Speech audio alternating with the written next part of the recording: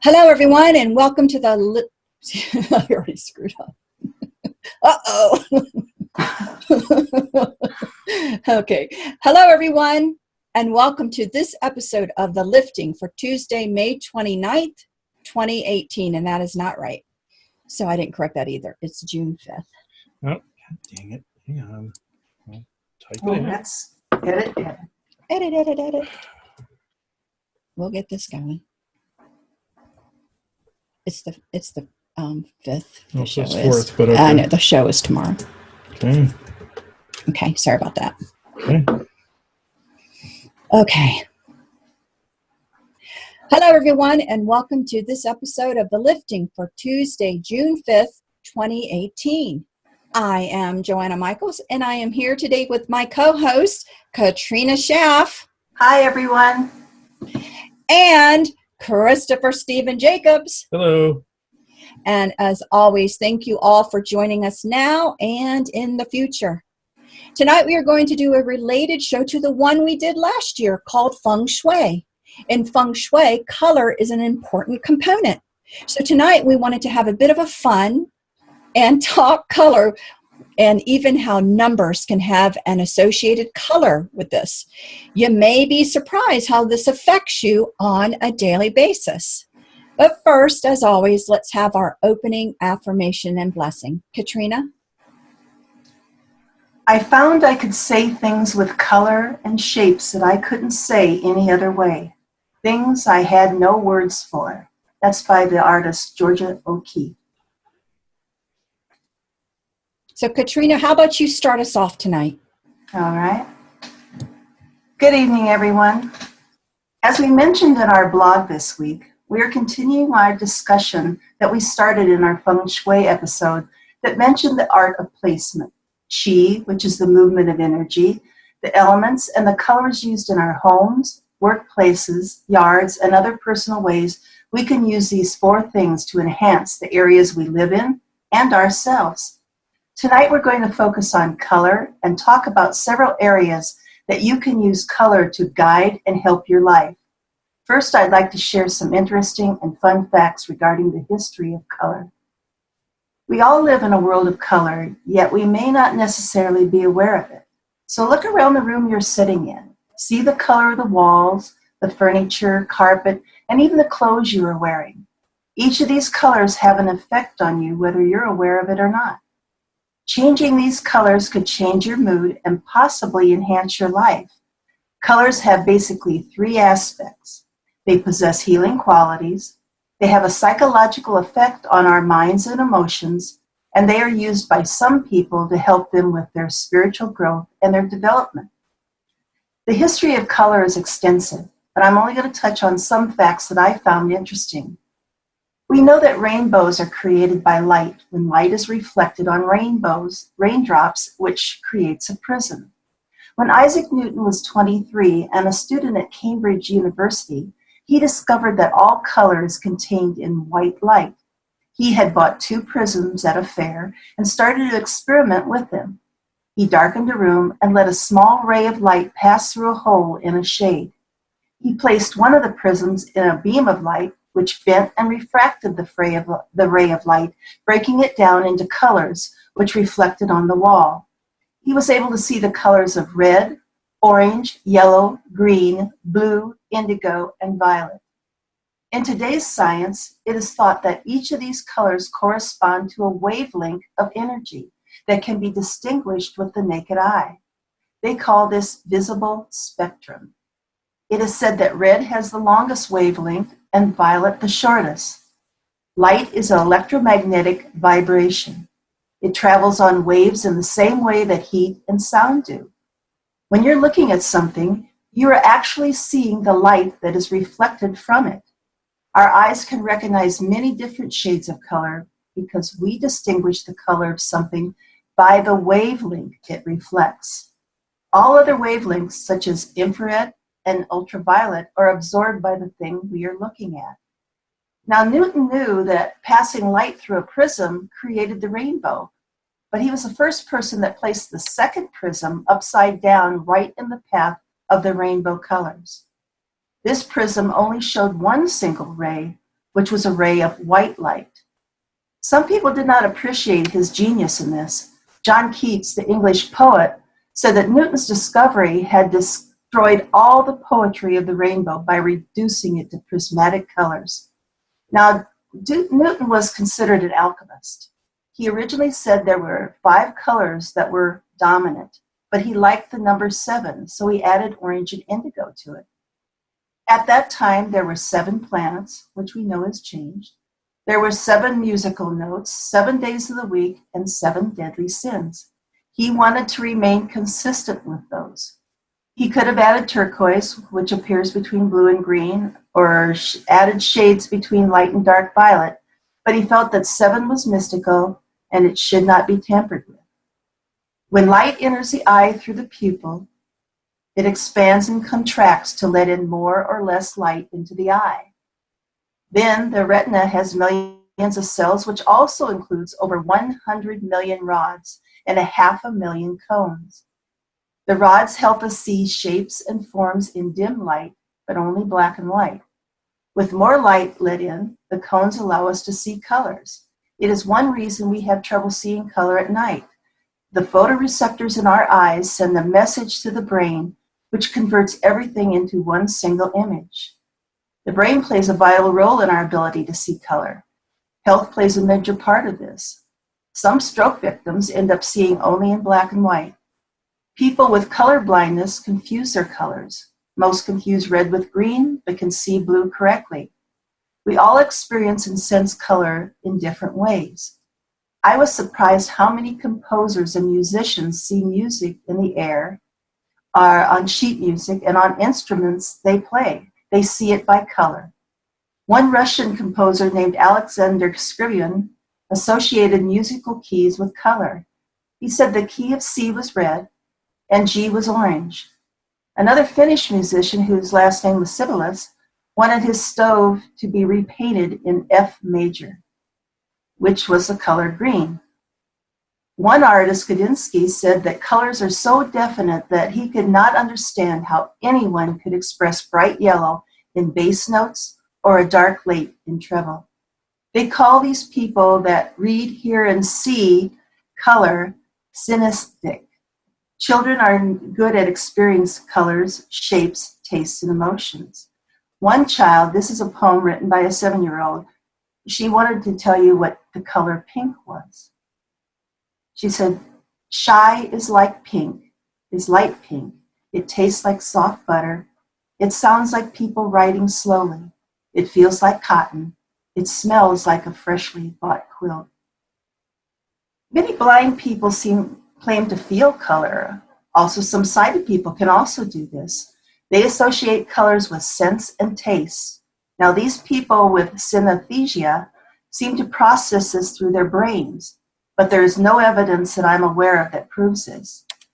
It does appear that the part of the brain that processes sensory information is linked to this, which allows these people to see colors and can relate them to sound, touch, scent, and taste. I read there are some people that associate different colors to letters, numbers, or even days of the week. One author said she thought Monday was pale blue, Thursday was lime green, Friday was brown, and Sunday was pink. Through the years, there have been tests devised to determine a person's personality through their color preferences. One test is called the Lusher Color Test that was created in 1947. It had 43 color samples in it, but usually the test was given using just 8 colors. Lusher believed that the 4 basic colors of red, blue, green, and yellow determined different biological states, and that healthy testers would place all 4 of these colors in the first 4 positions in the 8 colors that were chosen. I Googled this test to see if it still existed and was still being used. I am not sure if anyone is still using it, but if you're interested, there are many articles on it. In most everything we do, we choose or work with color. From the colors we wear, to the food we eat, to the color of our walls. Do you choose a red apple over a yellow banana because of the taste? Or is it based on the color you need at that moment? All I know is we need to eat all colors of the food to remain healthy. When you brush your teeth, what color is your toothbrush? Did you pick the color for a particular reason? What color is your car and why did you choose that color? Is it more than just, I like that color? There are psychological effects of all colors that have been studied for years. They say colors of fire such as red, orange, and yellow makes us feel warm. It has been proven that sitting under a red light secretes more adrenaline, which can raise our blood pressure, our rate of breathing increases, and our temperature can rise. Under blue lighting, the opposite occurs. Blue and green are considered cool colors. So let's look at some of the colors mean. Red is the color of blood, so it is considered our life force. When someone is called red-blooded, it is because they are usually enthusiastic and passionate people. Shakespeare considered red the color of love, as in, my love is like a red, red rose. That could explain why so many red roses are bought on Valentine's Day. Red is a powerful color, and some feel it is an angry and aggressive color, but I would say it is a strong color that gives courage, makes you feel confident, and is loving and ambitious. The negative side has some interesting facts, such as the planet Mars, which was named after the Roman god of war who drove a red chariot. It was also the color of the Russian Revolution, which is why they call themselves the Reds. An angry person sees red. You can get caught red-handed, which may or may not leave blood on your hands. And the legendary Philosopher's Stone, sought by alchemists, because it is said to cure disease and transform metals into gold, was thought to also be red. Yellow is said to be light-hearted, carefree, and full of joys of life. It is warm, bright, and cheerful, but yellow can be a negative color. We associate cowards with yellow. In Nazi Germany, Jewish people were made to wear yellow armbands, and so were the victims of the Inquisition. Those are negative things, but in China, yellow is an imperial color, and lucky charms are often printed on yellow paper. The color green is said to be soothing, restful, and helps to restore your body, mind, and soul. It also symbolizes growth and abundance. When we call someone a greenhorn or green around the gills, we are saying they are inexperienced. Actors are superstitious about green. They do not like to wear it on stage because the lights make green clothing very unflattering. Also, they believe fairies and leprechauns like green, and they could cause some mischief to anyone who is wearing it. The famous race car driver Mario Andretti was so superstitious, he would not allow anything green in his clothes or equipment because he considered it completely bad luck. Sailors have also a fear of green and think it is unlucky, but in Ireland, it is considered lucky. Of course, plants are green, but they are positive because they represent resurrection in our health and other areas. Blue has a cooling and calming effect. It is associated with truth, sincerity, loyalty, justice, and intelligence. In medieval times, artists considered red to be the color of God, blue to be the color of the Son of God, and green was the Holy Spirit. It also has negative connotations, such as telling of a blue story. A bluebeard is a synonym for a murderous husband or lover. We can feel blue, or we can hate going to work on a blue Monday. Then again, we can have a true blue friend. Good luck can come out of the blue. And brides wear something blue on their wedding day to ward off evil spirits. In Rome, philosophers wore blue robes to indicate spirituality and wisdom. The Druids' bands were blue to represent harmony and truth. There was a time where wearing blue protected you from witches, because blue was the color of heaven, and witches did not like it. There are many other colors and their histories that I could talk about, but time does not allow it. So if you want more information about other colors, there are many books that talk about them, what they mean, and their history. Some of the information we are talking about tonight comes from a book called Color Magic for Beginners by Richard Webster. He has many books out. He has many books out there, and I think you'd enjoy them. A lot of them are for beginners, but there's a lot of different ones. So just Google his name and see what he has available. I think you'll enjoy it. One of the things I found that was fun in this book was finding your life path number. This number is associated with a life path color. Joanna's going to show you a chart on how you can find your life path number using your date of birth. Joanna? Yes, hi everyone. So again, we're going to post this under the Feng Shui section, but I thought it would be fun for everybody to go over it now. So we actually are going to share my screen, and we can, yep. So hopefully everyone right now is just looking at a piece of paper. It's called the Color Life Path Number Instructions, and it's really kind of simple. So what is your life path number? Okay, your life path number, again, represents your purpose in this lifetime, and it is the sum of the month, date, and year of your birth, and it's reduced down to a single digit.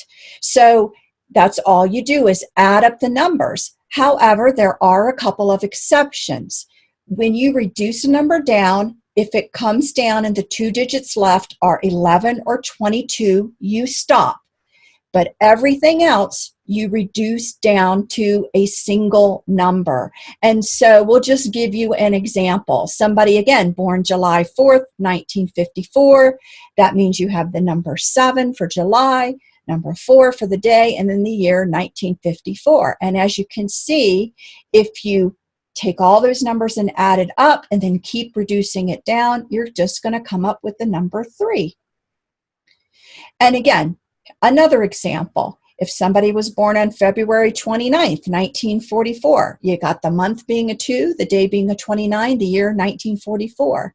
You add those numbers up, you reduce it down, and you do get to a number 22. And so again, the number 22 or the number 11 you stop at.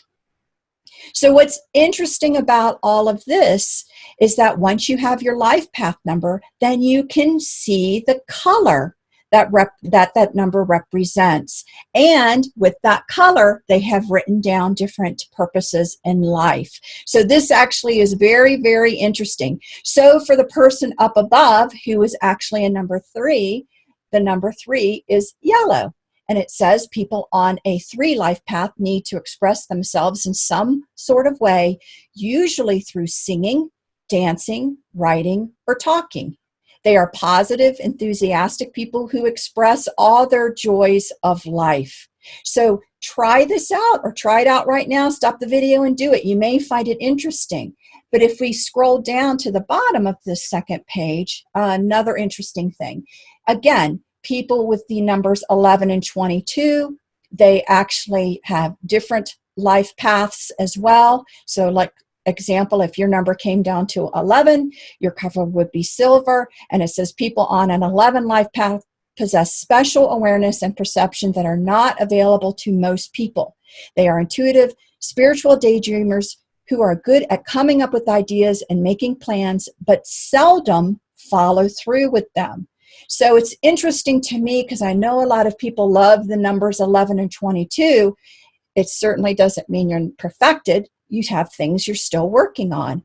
So another interesting thing is there are other colors that cannot be changed. And that is the color determined by the day of the month you were born in, reduced to a single digit. Except, of course, if you were born on the 11th, 22nd, or 29th. So look at those as well, and they can kind of give you an idea of what your life path number is, and just have fun with it. So Katrina, I'm going to send it back to you. Thanks, Joanna. You know, there are other things in the book to do that are similar to this life path number, along with other interesting facts. So I think you'd find the book worth the money. Chris will post this chart, like Joanna said, to our website near the Feng Shui material. Is this life path number scientific? Probably not, but it is fun. Then there is color healing. We know about color, crystals, and stones, and how they can align our chakras and heal them. But at this time, I'll not go deep into that because we're going to have a show in the near future that's going to discuss our chakras in depth. We know of 7, but did you know there are more than 7? It should be a very interesting show. As for color healing, it has been practiced for thousands of years in India. They worked on aura and chakras. In sacred Hindu texts, it is said that the creator of the world is referred to as grandfather, and he is seen as millions of colored rays that reach every part of the universe, providing light and life. In Egypt, color was used for healing purposes at least 4,000 years ago. The ancient Egyptians had a color healing temples at Luxor and Heliopolis. Some people think color healing is even older than that. It was said that priests in Atlantis were the first to use color healing techniques. Chinese have promoted the use of color in healing for thousands of years. The basic principle behind color healing or therapy is that different parts of the body can be stimulated by being exposed to certain colors. Most color healing is done through the aura and chakras. Even though these two are aspects of the consciousness, they have great importance over us functioning physically. When you're healthy in your mind, body, and spirit, this becomes very apparent in your all-over well-being. Finally, we need to be aware of color in our home. We talked about that in the Feng Shui show on how color affects the energy and overall health of our home and the people in it. Color in Feng Shui is used along with placement and the elements to help the energy flow and keep the home and people in it safe, healthy, and in balance. So the use of color is of major importance. Color is used for many reasons in our home. It can play an important role on how happy and secure you feel and have a major effect on our physical and emotional health. It should uplift us and inspire us. It can create the environment and the ambience we want and we need. When you live alone, you can choose the colors you want, but what if there are other members with other opinions? The best way to solve this is to keep common rooms neutral and to let each individual choose a color of their personal space. You can use color to create many effects in your home. You can use warm colors to make a large room warm and inviting and to make it feel more intimate. On the other hand, you can use cool colors to make a small room feel larger. Green is good for a room that is used as a study or a meditation room. Red is better for a room that you want to stimulate activity. Orange is good for a dining room because it helps in digestion. Blue rooms are calming and relaxing, but dark blue is more relaxing than light blue. And purple is inspirational. You can add white to any color and make it tinted and lighter, or add black to darken the colors. Use the colors that make you feel good. Whether it is primary, tones, or tints of color, just use the colors that make your home and no one else's. Read some books on color. There are many of them out there. Experiment with color and work your magic. Make good use of color for mental, emotional, spiritual, and physical health. You will be surprised how your choices on a conscious and subconscious level end up being the perfect colors for you. Thank you for listening. Thank you, Katrina. That was fun. And I really hope everyone will just take a second and have some fun and look up what their color number is. So I have to be honest that this is an area that I'm not too familiar with, kind of just like Feng Shui itself. I mean, I certainly knew that colors radiate their own frequency, like amethyst being purple and there's healing, but I never thought of it much in our day-to-day lives. So when we decided to do the show, I decided to look a little bit more into this. Now that I have taken the time to do that, I'm really glad we are doing this show because it really is all about knowing oneself, even through color, and then letting go of influencing of others. So I'm happy that Katrina brought all of this up, and I really encourage you to take the time to learn more about yourself and those colors that represent you. What amazed me as I began my research was how known the psychology of color was amongst those whose job it is to market their goods and services. Research-wise, color and its effect on brain activity really began less than 50 years ago. But once a correlation was understood, I mean, man, it was off and running. And personally, I don't remember being told a lot about this, so I wasn't quite prepared. I just, probably like a lot of you, was reacting to what was in front of me. So let me give you an example. So first, let's talk a little bit about the body's response. So in our brain, the hypothalamus is a key part of the brain responsible for the secretion of a number of hormones which control many aspects of the body's self-regulation, including temperature, sleep, hunger, and the circadian rhythms. Exposure to light in the morning, and blue-green light in particular, prompts the release of the hormone cortisol, which stimulates and wakes us and inhibits the release of melatonin. In the late evening, as the amount of blue light in sunlight is reduced, melatonin is released into the bloodstream and we become drowsy. What this means is that there is clearly an established physiological mechanism through which color and light can affect mood, heart rate, alertness, and impulsivity, to name just a few. From studies, red does raise heart rate, and blue does seem to lower it. Taking this calming effect of blue into account, did you know that in 2009, blue lights were installed at the end platforms of Tokyo's Yamanote Railway line to reduce the incidence of suicide? As a result of the success of these lights being put up, suicide actually fell by 74% at stations in Japan where these blue lights were installed. Similarly, colored lights have been installed at Gatwick Airport in London. These steps were taken based on the claim that, again, blue light could make people less impulsive and more calm. But right now at Gatwick, there seems to be little scientific evidence yet to support these claims, and there's a lot of ongoing studies. And it's very interesting, again, because there were some studies that were done as well that talked a lot about color.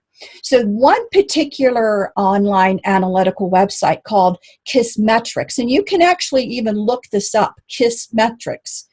They really had some interesting facts about how color have affected us on our purchases. And their contention is... Now you're gonna stir over. You've been moving your hands around. Well, I didn't finish reading the page. Okay. So let me read the whole page. Okay, I will start this page over. Okay, go ahead. Just give me a second. I don't remember what I said. I may have to start it from up here. Sorry. Okay, I'm going to have to start it from up here. On another interesting note, let's talk about marketing.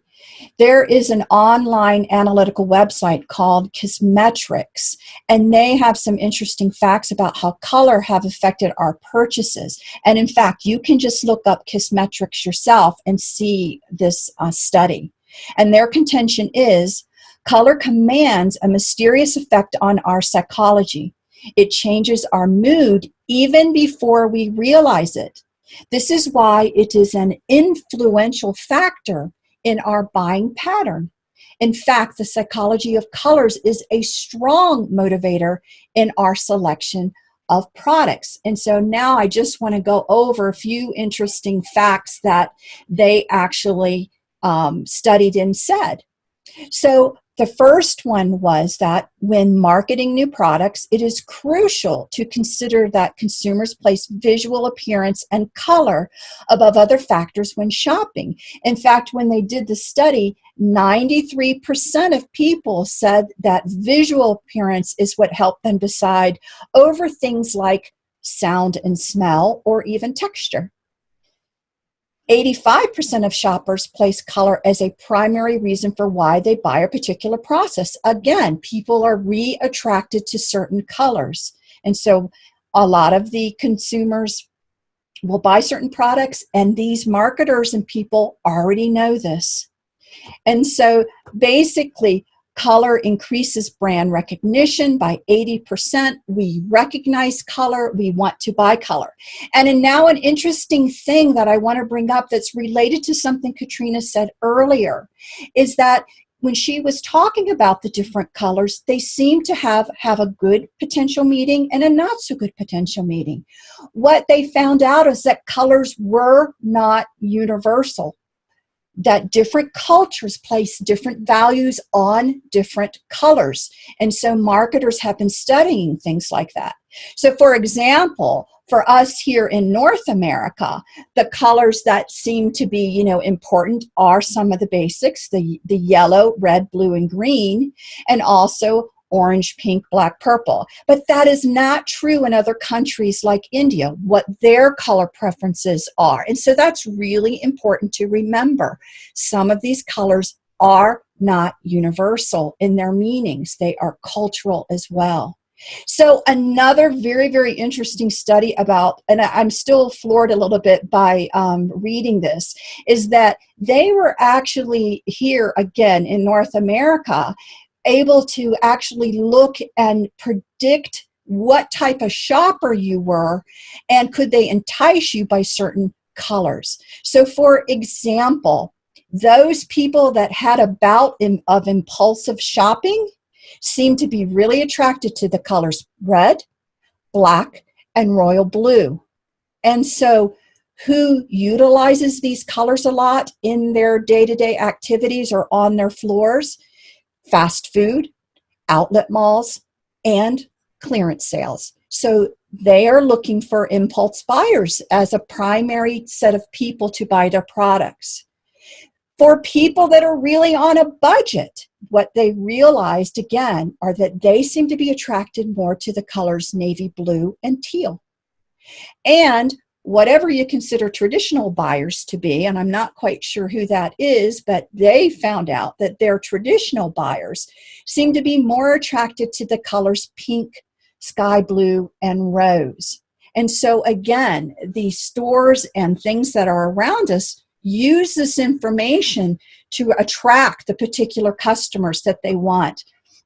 So one of the interesting things about colors as well is understanding in general what colors mean and then how people even maybe make their logos or make their products, again, to even promote something that they wish to promote, you to think about them.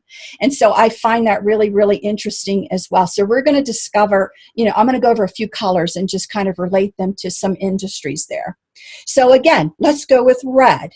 Red, it has a tendency to stimulate the mind and attract attention.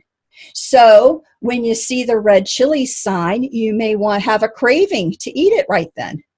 So red, again, is a symbol of youthfulness, which makes it a favorite for the youngsters.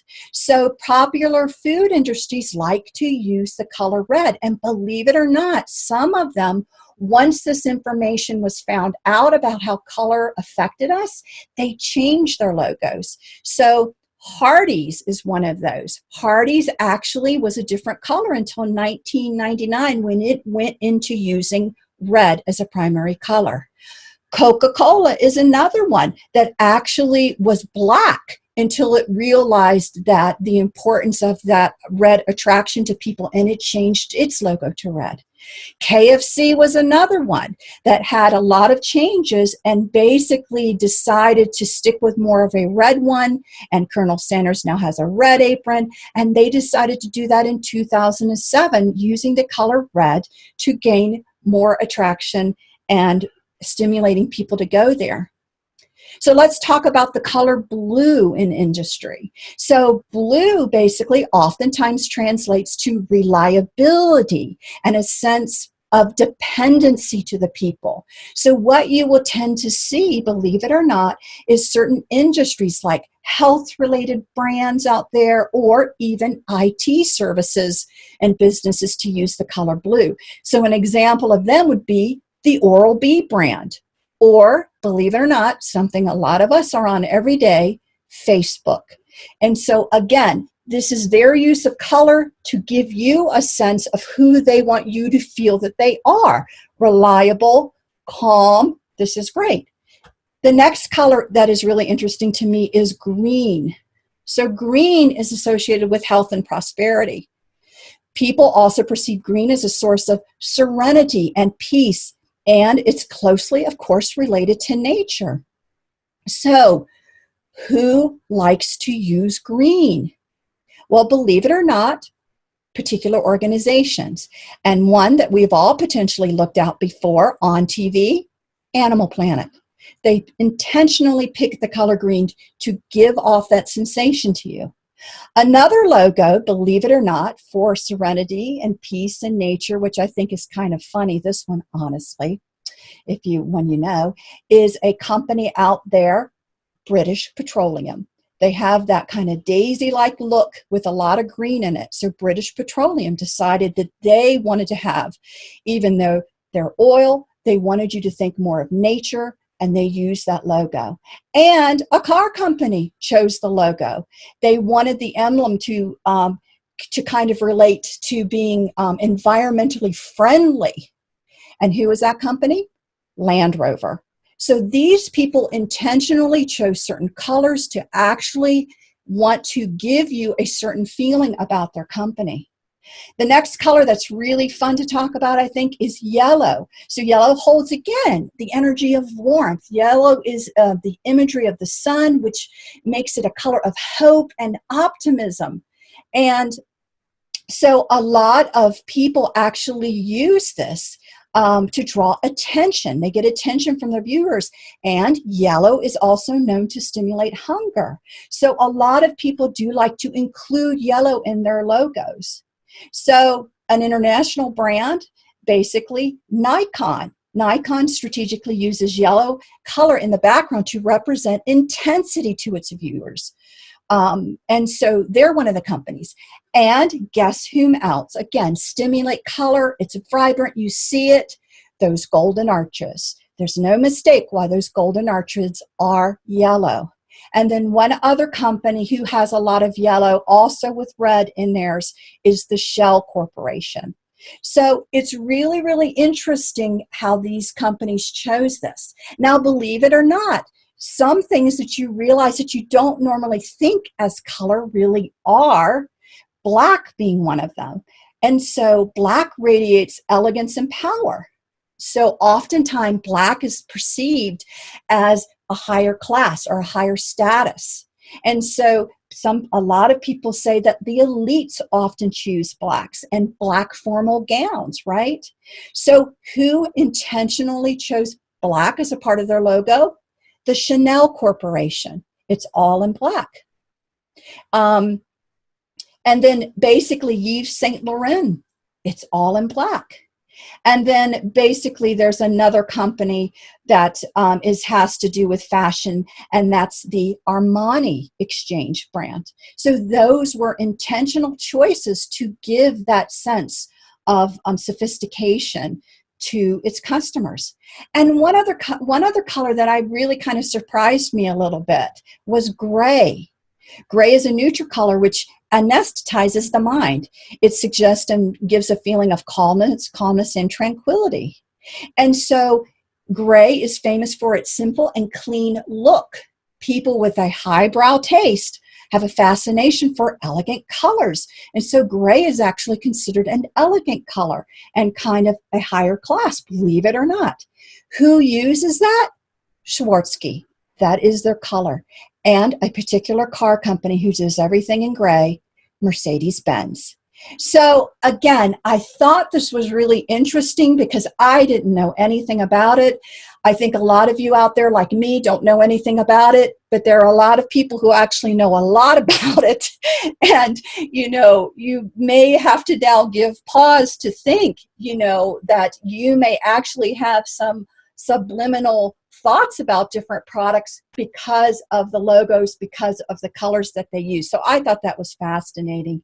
So for me personally, I don't seem to like one color, and that's perplexed me a little bit all my life. I don't have the answer to this yet, but that's not true. I just don't seem to like one. But I love all of the jewel tone colors. I do not know why. I prefer them to other shades within the color shades of a particular color, and I prefer them to pastels or earth tones, but I don't know why. And I can't even honestly say I just love and adore them. I love to look at stained glass. I love all those colors shining through, but I can't really say that I have put them all around me my whole life. Giving it some thought, I have to actually say it probably would bring me joy if I had some things that were maybe stained glass with some of these colors, bringing the colors through. It probably would make me feel better, but I haven't done it, so I personally have to do a lot of investigating on this. But I want to give pause again to think in general, why am I drawn to something? Do I really want that? And I say this even about fast food. Or was that just an impulsive mood that I was having at the moment, and that particular marketer caught my eye, and I am going to have to ponder this as well. But it is a fascinating conversation, and I hope you guys all take the time to look into it, have fun, see what colors represent you, bring them into your life, and be aware how it's used out there in society. So, Chris? All right. The spot I would like to get to in our show today is a couple of the different species that actually use color changes that I know of in communication and what have you. The two species that I want to touch on are the ant people and the Sasquatch people. We'll start with the ant people first. In the many years that I have been channeling, I have come across a multitude of species, several of which use colors to display the mood they are in. Two of which are the ant people, such as Isaac, and the Sasquatch people, also known as the forest people. Isaac's people will literally change the color of their skin into a bioluminescent mood ring or lava lamp look. And Isaac's been made fun of on this a lot. We've said he looks like a lava lamp. The color changes depending on their state of mind. I have noticed that red for them is fear or just being upset. Black or lack of color for them is dark or hostile. Orange for them is defense. And purple, blue, white for them is happy, communicative, and enlightened. And what is the color that Isaac normally is when he's actually in a good mood? He purpley orange, like he's on defense because he's helping us out, but purple because he's happy and communicating with us a lot, and he has a little bit of blue in there with him as well. So we can go on to the Sasquatch people and their eyeshine color. A lot of people have witnessed eyeshine when it comes to the Sasquatch people. The forest people are known for the bioluminescent eyeshine. They love to exhibit a variety of colors. The common ones people see when coming into contact with the forest people are blue, red, and white. Now, I don't know them all, but I know red is for hunting, blue is for communicating with other forest people, and white is more for inquisitive moods, like if there's a question on their mind, like if they don't know what they're looking at or they're trying to determine what they're looking at. I have channeled the eyeshine mood ring chart before, but some of these variations may have changed due to the new energies that are coming in, and that has also happened. And the fact that their DNA has combined with several species, including our form of human. Other DNAs that have been added in there will also change some of these color variations, but the ones that have always remained solid with the Sasquatch people are red, blue, and white. And that's what I wanted to contribute tonight. I know I had a smaller part this evening, but now we will go on to the galactic contribution, and after we will go to listener questions. So, yes, Isaac, I see you. All right. I suppose you're going to be the one that wants to come in. Oh, yeah, I kind of figured. Hold on, because you've been raising your hand for like a half an hour. So, and if people wonder why I say he's raising his hand and he's a crystal skull, just know I see him where he is and he's raising his hand. The skull actually does not have a hand attached to it. That would be creepy. But anyway, so let's see. Yes, you are creepy, Isaac. Thank you. All right. Okay, what did you want to say now? All right. Oh, okay. You want to come in? All right.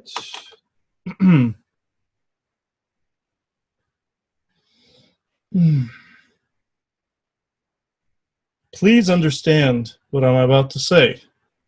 Yes, color is extremely important in the bioluminescent nature of my people and the ones you call the forest people. It is also a weaponized form of enticement used by the ones you call the spindly harvesters. They will entice people in with certain colors in a hypnotic format in order to hypnotize those into doing their bidding. This is another way this particular type of thing is misused. Humans have also misused this color coding. There are certain colors that will also work against the different spindly races. Red being one of them. Yes, do the spindlies use red in their technology, such as orbital forms and the like? Yes, indeed they do, but this is a paradox for them, because in this new recent energy, red is something they have quickly become allergic to.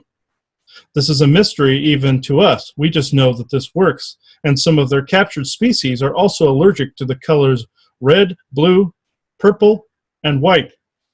In this has not all been uncovered by us. We just know that their particular genomes react to different color flashes and variations. This also applies to flower and plant species as well.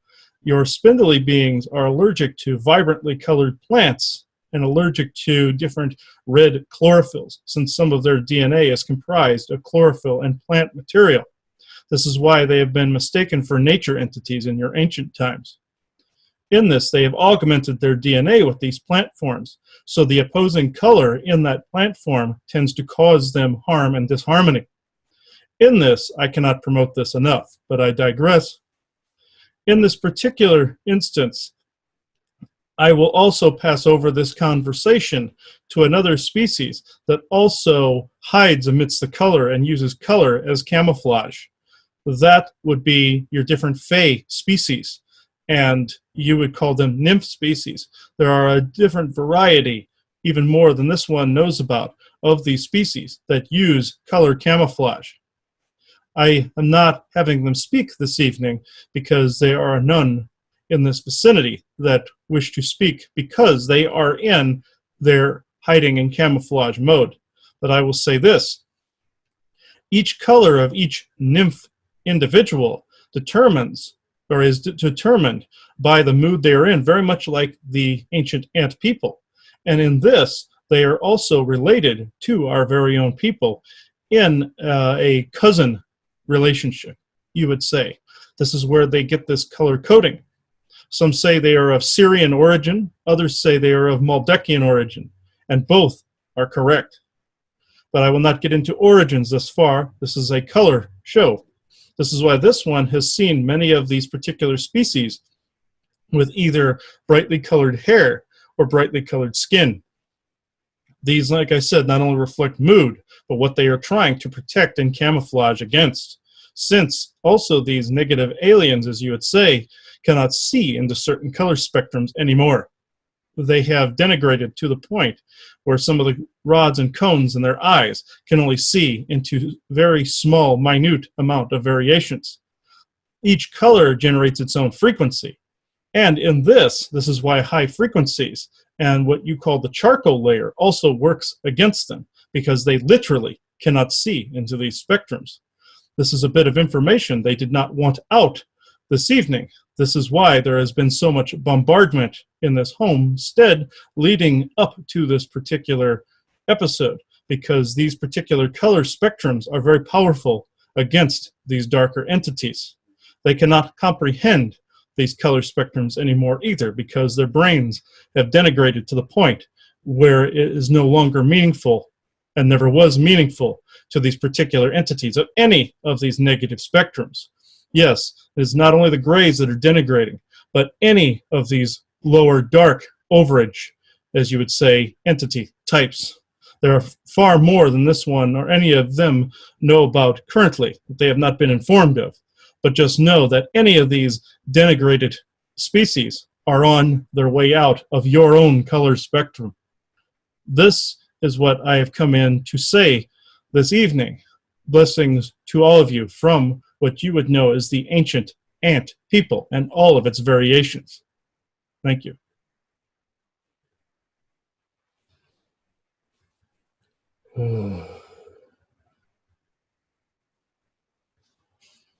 Oh, all right.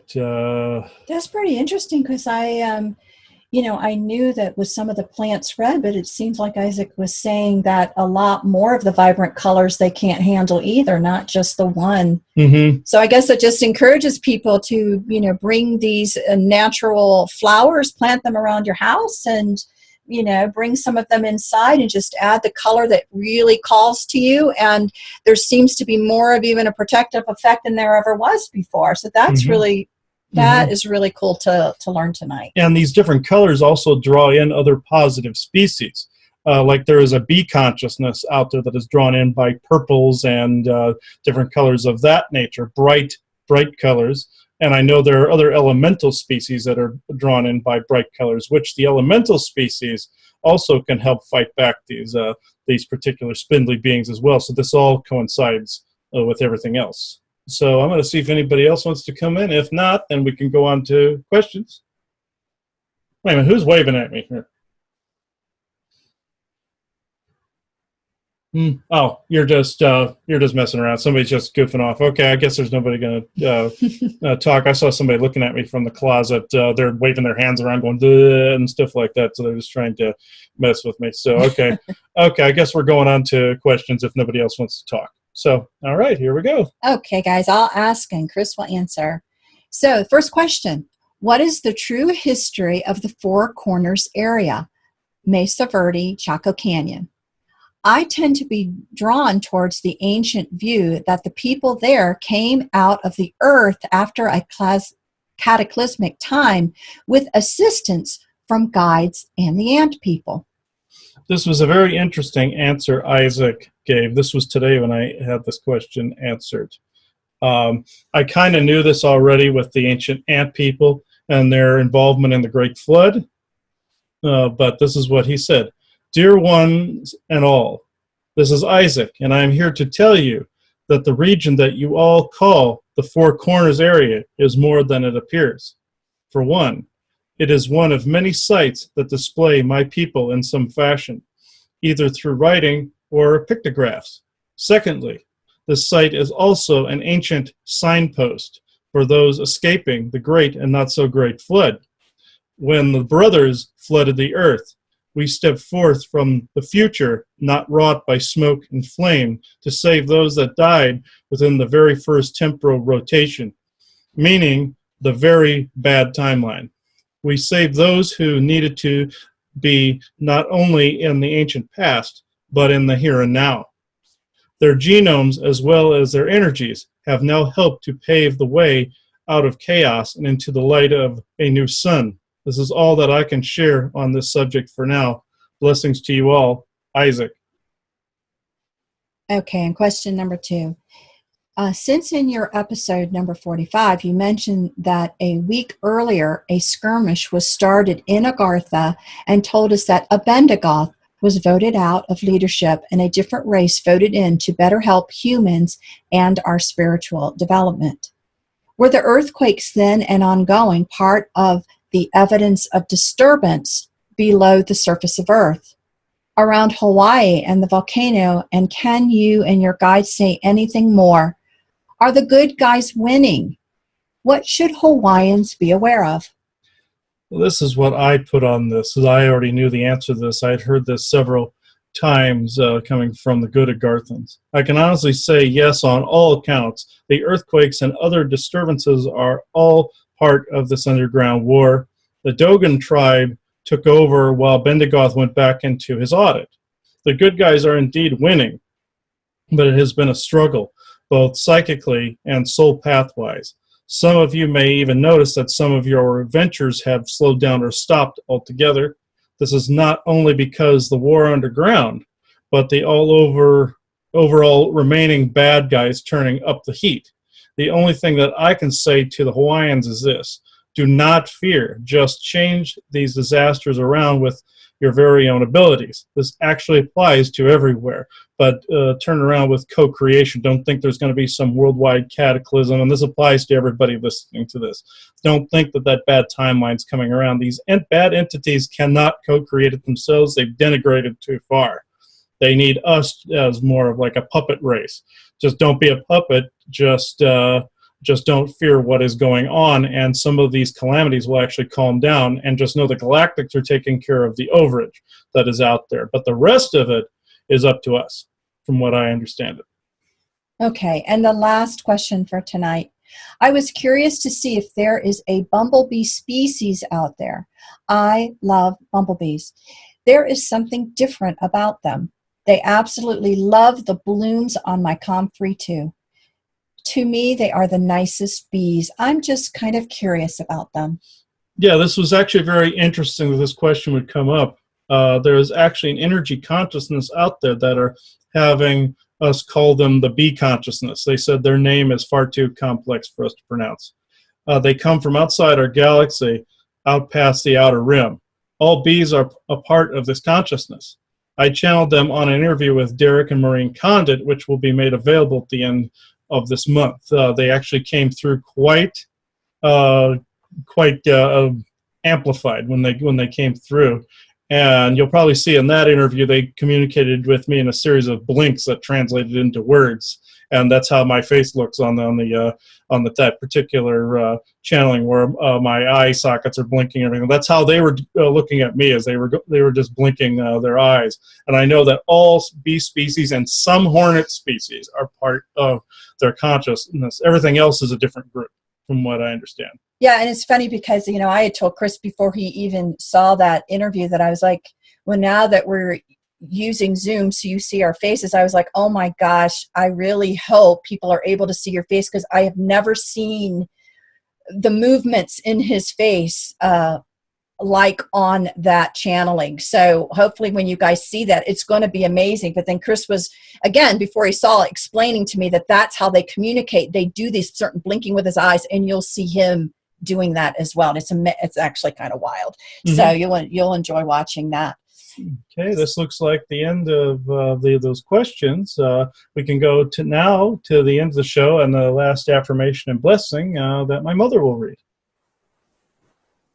This quote is by E. Shashtel.